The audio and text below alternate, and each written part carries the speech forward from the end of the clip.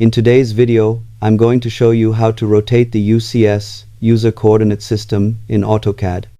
Rotating the UCS allows you to align your drawing environment with objects that are not parallel to the default X and Y axes. To begin, type UCS in the command line and press Enter. AutoCAD will prompt you to define a new coordinate system. First, click to specify the origin point of the UCS. Next, select a second point to define the direction of the X-axis. This determines the rotation and alignment of your new coordinate system.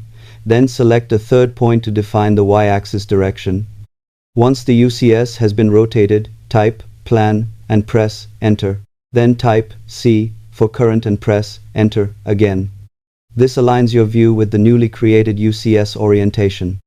Your drawing view will now match the rotated coordinate system, making it easier to work on angled objects and layouts. This is a useful technique for improving accuracy and efficiency when working with non-standard drawing orientations. Thanks for watching, and happy drafting in AutoCAD.